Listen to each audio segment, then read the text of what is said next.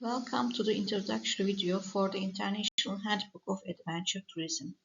In this video, my co-author Professor Tahir Albayrak and I am Meltem Caber will be introducing you Chapter 5, which is titled Quantitative Research Methods in Adventure Tourism. Chapter 5 has two aims and subsections. We firstly introduce the terminology in social science. After explaining this, we summarize the current and most common research perspectives in the adventure tourism context based on a quantitative methodology in adventure tourism literature. Let's start with the terminology in social science. One of the main terms is paradigm. Paradigm is seen as a set of propositions that are held and shared by the members of an academic area of study to be self-evident about the nature of truth and scientific knowledge in their discipline. This figure shows the components of a paradigm. Ontology refers to the researcher's view of reality and to what extent it exists out there to be captured through research. It is the way followed in understanding what is true or real. Social scientists may follow either an objective or subjective perspective in their studies. While objectivism assumes that a reality exists independently and things are what they are, subjectivism believes that reality is shaped or determined by our perceptions, beliefs, or feelings. Epistemology is concerned with the nature and forms of knowledge, how it can be acquired, and how it can be communicated to other human beings. This concept tries to describe a set of information and bridge the gap between perceived and actual reality. Both ontology and epistemology influence the theoretical perspective and methodological preferences of the scientists. Methodology is how the researchers carry out a study by revealing the information. It involves some actions such as the research design, methods, approaches, and procedures. The research methods produce data which brings the information that will constitute the knowledge and would fit in the theory or would not. Some of the paradigms used in social science are positivism, post-positivism, interpretivist approach, critical approach, and pragmatic approach. The ontology of positivism relies on realism, which presumes that reality is objective and measurable. Therefore, positivist paradigm-based studies use quantitative research methods. On the other hand, post-positivists see the world as a multi-reality environment. They presume that what might be truth for one person or cultural group may not be the truth for another. Hence, post-positivism deals with the falsification of the hypothesis. Interpretivism suggests that scientific knowledge should be developed from the perspective of the subject people who are directly involved in the situation.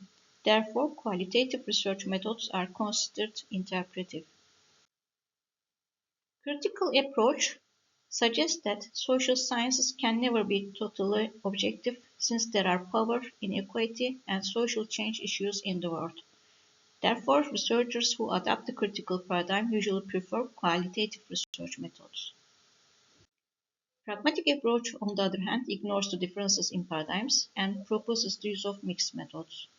It assumes that human behaviors and human relationships should be determined by case-based research methods, which are selected as the best by the researchers.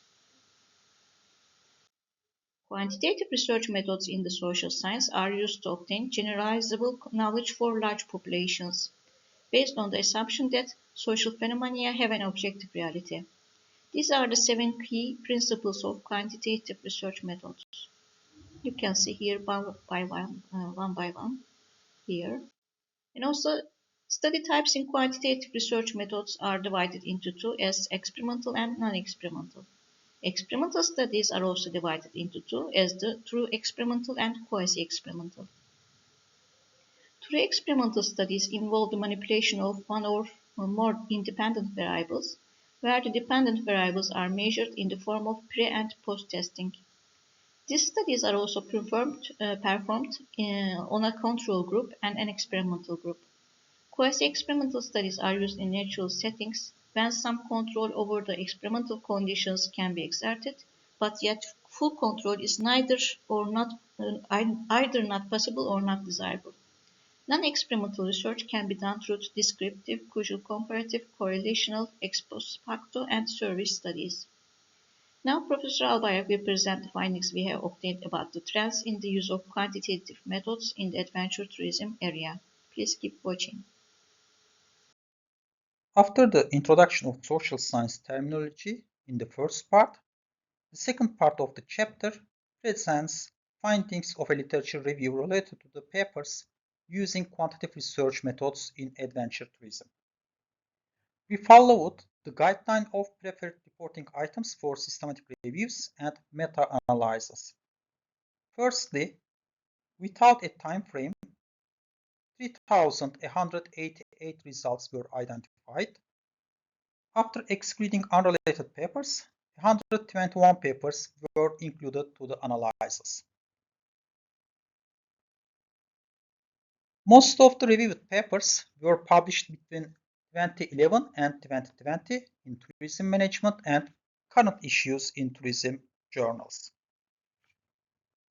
Skiing was the most investigated adventure activity by reviewed papers, followed by hiking and scuba diving.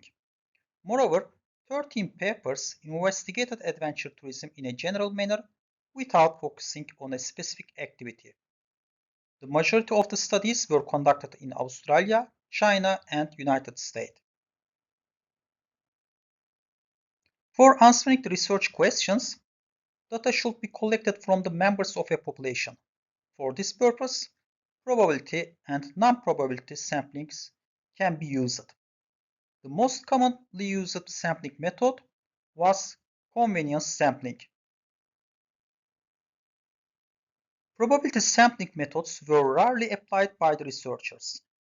Another facet of the analysis is related to the measurement of the scale items. In this literature review, the 5-point Likert type scales have been identified as more relevant in the measurement of the scale items.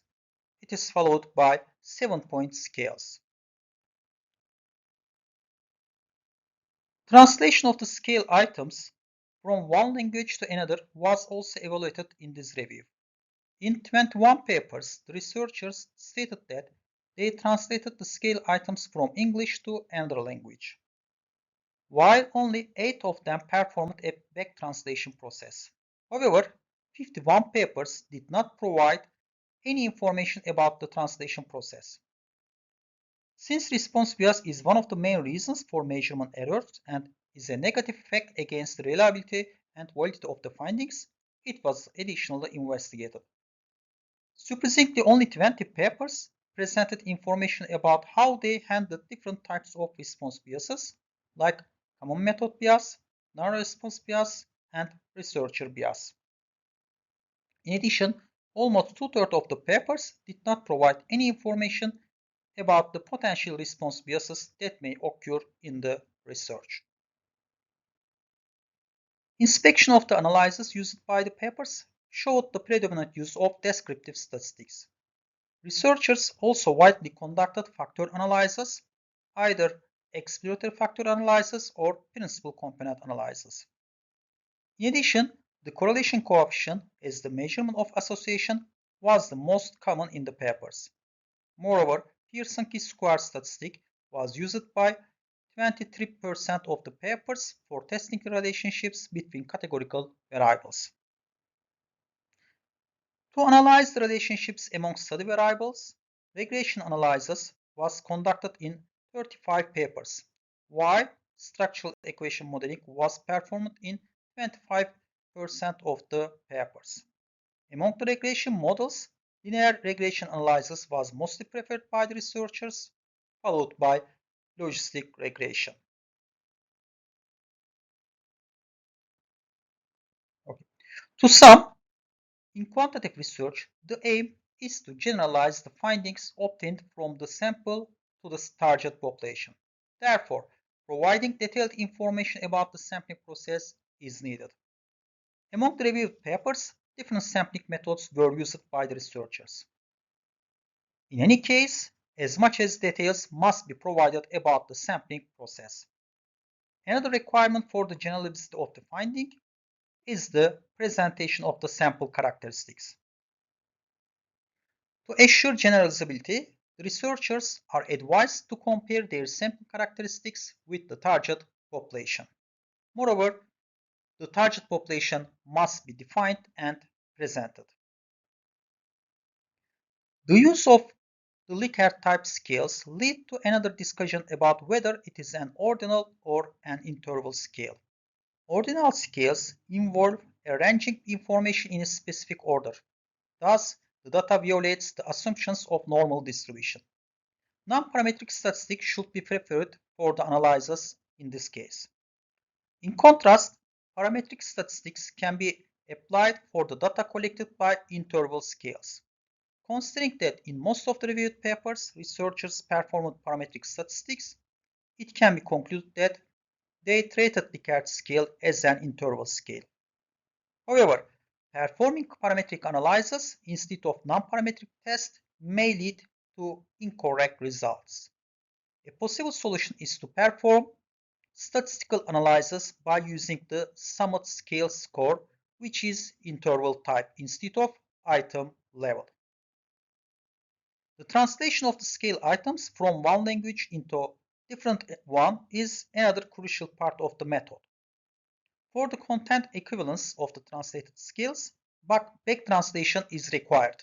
However, among the reviewed manuscripts, only 7 papers performed and reported a back translation process, while most of them did not provide any information about it, including the language of the questionnaire. The response bias has a negative effect on the validity of the finding. However, approximately in 2/3 of the reviewed manuscripts, the authors did not provide any information related to it.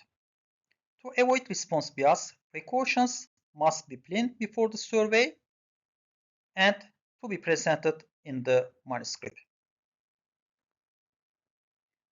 Regarding data analysis used by the reviewed papers, results highlighted the use of very different statistical techniques, while parametric statistics are the most prevalent. The use of parametric analysis requires several assumptions, including the normal distribution of the data.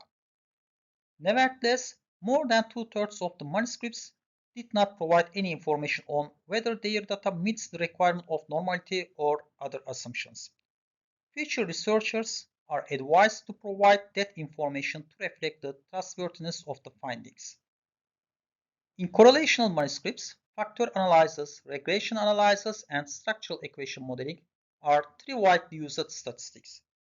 Asymmetric analysis, like penalty reward contrast analysis, asymmetric impact performance analysis, and impact range performance analysis, are seen to be scarcely used by scholars.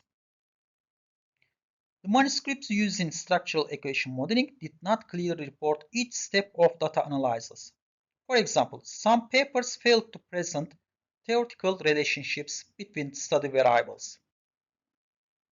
To conclude, the literature on adventure tourism generally adopts a positivist perspective and mostly provides causal or descriptive information about the variables.